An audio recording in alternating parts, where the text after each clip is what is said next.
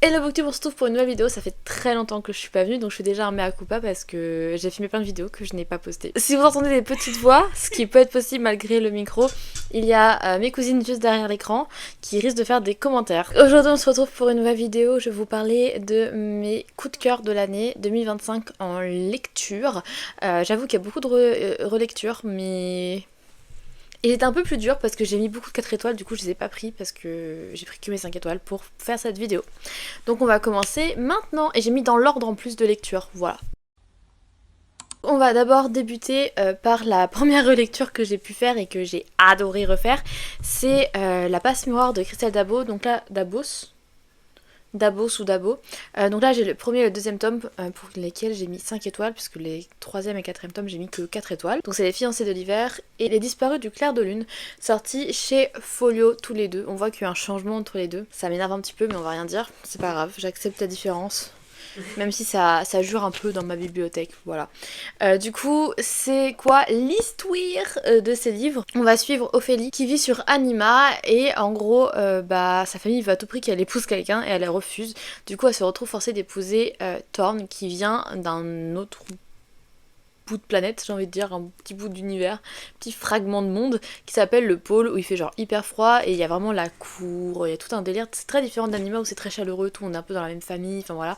Là c'est vraiment, il y a des différences de classe et c'est un peu particulier. Il y a beaucoup d'histoires de cours donc Ophélie va essayer de survivre dans cet univers.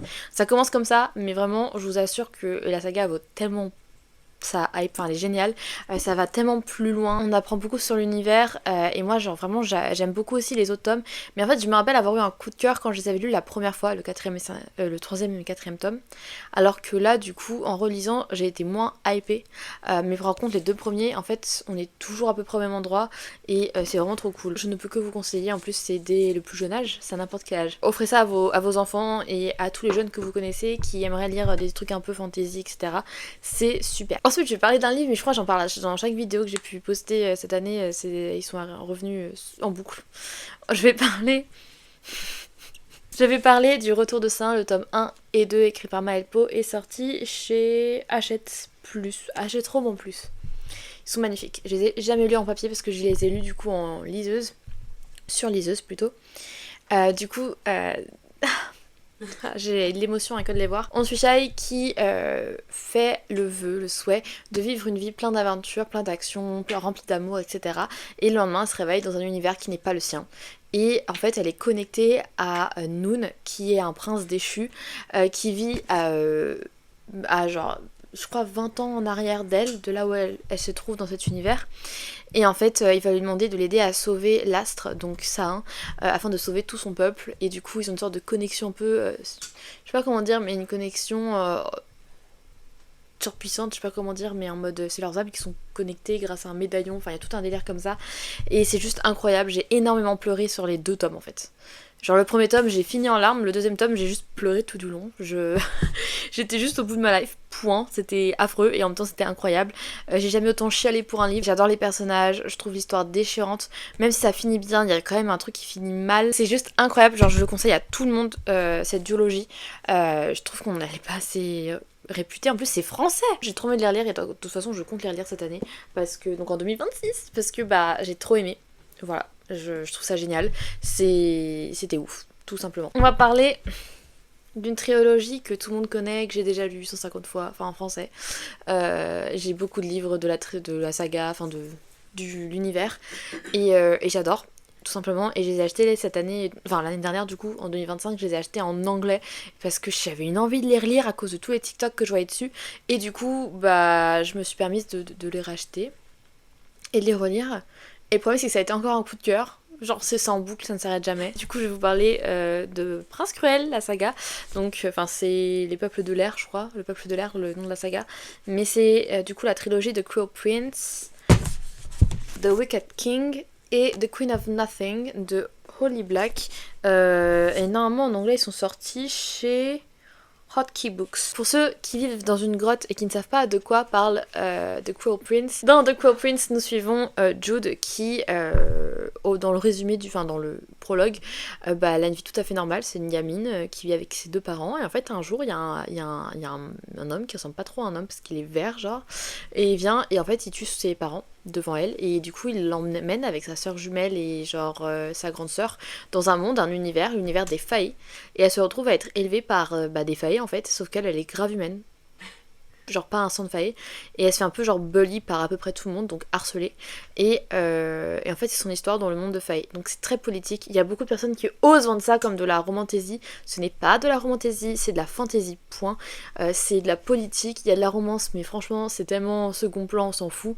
Moi ce que j'aime c'est qu'on suit Jude, c'est une femme puissante qui se bat pour ce qu'elle veut, qui veut être la meilleure, qui veut les battre tous, qui veut arrêter de se faire marcher dessus, et qui veut prendre le pouvoir en fait sur les autres, parce que flemme en fait de se faire marcher dessus tout le temps, et c'est trop bien, genre j'aime tellement cette trilogie. Je suis trop pressée de lire du coup les 2 tomes qu'il y a sur Hawke, donc le petit frère de Jude, parce que genre ça a l'air aussi bien. Mais j'arrive pas trop à savoir de quoi ça va parler, j'avoue. Mais franchement, je kiffe. Je kiffe cette saga. Et je ne peux que vous conseiller parce que franchement, c'est un livre qu'on voit beaucoup, j'avoue, beaucoup passer. Mais pour une fois, ça vaut sa hype. Voilà, donc n'hésitez pas. Et en anglais, si vous voulez les lire, ils sont assez accessibles.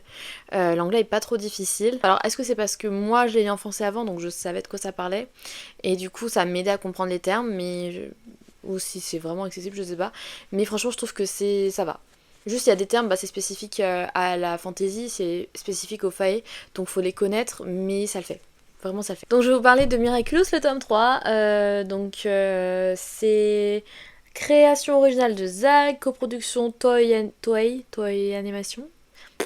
Adaptation Komawarita et dessin Riku Tsushida, sorti chez Nobinobi. Voilà. Donc en fait, je sais pas trop quoi dire de plus que je suis fan du dessin animé, comme comme j'ai dit 150 fois. Donc quand je vois un truc miraculeux, je l'achète et je le lis parce que j'adore ça. Et c'est franchement, c'est good vibe, hein, c'est pour les enfants, c'est super bien.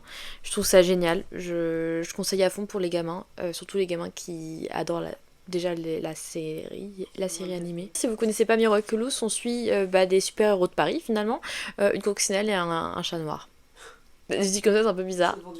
Non mais en fait, ce que moi j'aime dans cette histoire, c'est que donc Marinette qui est Ladybug et Adrien qui est Chat Noir, ils sont au collège ensemble.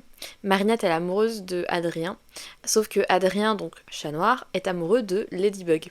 Et ils travaillent ensemble, mais ils sont pas au courant de l'identité de l'autre. Et c'est ça qui me hype. Puis j'aime bien les petites histoires, voilà, dans Paris, on s'ouvre le monde, c'est très mignon, j'aime beaucoup, et c'est trop bien, voilà, c'est tout. Ensuite, j'ai un livre que j'ai pas sur moi, du coup j'essaierai de vous mettre la photo juste à côté, parce qu'il y a un énorme trou là, donc c'est parfait. Donc je vais vous parler de Elles vont finir seules avec leur chat, de Charlotte Debray, sorti chez La Meute. Alors, ce livre, c'est de la non-fiction. Voilà, c'est le seul non-fiction qu'il y a dans ces coups de cœur de l'année. Donc, Charlotte Debray va nous parler de l'injonction un peu qu'on a de finir avec quelqu'un, d'être marié, d'avoir des enfants, etc. Et à quel point c'est mal vu de finir seul ou de pas rentrer dans ces standards-là. Et de cette phrase qu'on n'a pas à nous dire, de toute façon, elle va finir seule avec son chat, qui est vue comme une insulte. Alors que franchement, qui rêverait pas de finir seule ? Avec des chats pour les personnes qui aiment les chats, mais par exemple moi, seule avec des livres, franchement je dis pas non, clairement. Et en fait elle va du coup parler de cette phrase qui est complètement stupide et de en fait non, point, c'est tout, genre stop, on arrête les conneries, on arrête de dire ce genre de bêtises affolantes, et voilà, c'est un livre féministe que j'ai adoré lire, ça se lit très vite, franchement c'est qu'une centaine de pages, je l'ai prêté à ma mère, je vais sûrement jamais le revoir, mais je trouve ça trop bien, c'est trop important de lire ce genre de livre, surtout quand t'as cette peur de justement de finir seule en imaginant que c'est genre la pire chose qui puisse t'arriver, en fait pas du tout en fait. Genre, bien au contraire, c'est très bien d'être seule, c'est pas grave de finir seule. Donc j'ai plus trop de choses à dire par rapport à ça, parce que comme j'ai pas sur moi, je trouve ça un peu compliqué d'en parler, j'aimerais avoir à côté de moi pour pouvoir en parler mieux, parce qu'en plus j'ai lu très vite, et encore une fois j'ai pas pu le refeuilleter depuis, vu qu'il n'est pas en ma possession. Et du coup on va finir mes coups de cœur avec le livre abandonné par Thaïs ce matin même. This Winter de Alice Oseman, qui est sorti du coup chez Harper Fire Books. Donc là il est en anglais, vous pouvez aussi le trouver en français bien évidemment. Donc c'est une petite nouvelle qui se retrouve dans le tome 5 en gros, pendant le Noël en fait de Charlie. On va suivre du coup les 3 points de vue, d'abord Tori, ensuite Charlie et à la fin on a quelques lignes, 2-3 pages d'Oliver également, donc le plus petit. On suit un Noël qui est très différent d'habitude parce que Charlie est atteint de TCA et du coup c'est le premier Noël après sa rechute où du coup c'est pas ouf, c'est un peu difficile, en plus la famille est là, ils ont du mal à comprendre, ils font des remarques qui peuvent être très maladroites et très blessantes, et Charlie du coup en grande difficulté par rapport à sa situation, ils sont pas du tout à l'aise, pas du tout bien, et il veut juste fuir, et voilà, donc c'est un petit moment dans la famille Spring, et en fait moi j'adore l'univers de Alice Oseman, j'adore les personnages d'Heartstopper, j'adore tous ces personnages en général à Alice Oseman d'ailleurs, parce que tous les livres sont interconnectés, donc je trouve ça génial, et en fait ça m'a juste fait plaisir de retrouver la famille Spring dans cette petite nouvelle. C'est un moment dur et pas facile à lire, pas agréable non plus parce que c'est triste, parce que personne veut vivre ça en fait, voilà, tout simplement, et c'est difficile d'aider les personnes qui sont dans cette situation là, mais malgré tout j'ai toujours ce côté, j'ai l'impression de retourner à la maison, de lire quelque chose de cocooning même si c'est difficile. Je l'ai bouffé en 40 minutes, voilà, parce qu'il est tout fin, hein. Franchement c'est une petite nouvelle, en plus il y a des petits dessins et tout, des illustrations plutôt, et voilà, j'ai juste kiffé ma lecture, c'était trop bien, c'était sympatoche. Et voilà, c'est tout pour mes coups de cœur de l'année 2025.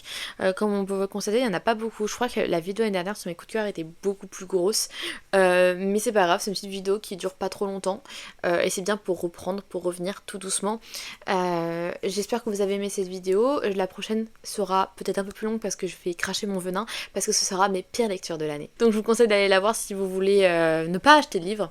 Si vous voulez justement garder votre argent, si vous avez besoin de quelque chose qui vous pousse à ne pas acheter, n'hésitez pas à regarder la prochaine vidéo. En attendant, n'hésitez pas à aimer, commenter, partager et vous abonner. J'essaie de revenir cette année. Là, j'espère, objectif, faire une vidéo par mois. On se retrouve bientôt. À plus. Je suis trop née pour une vidéo, c'est horrible.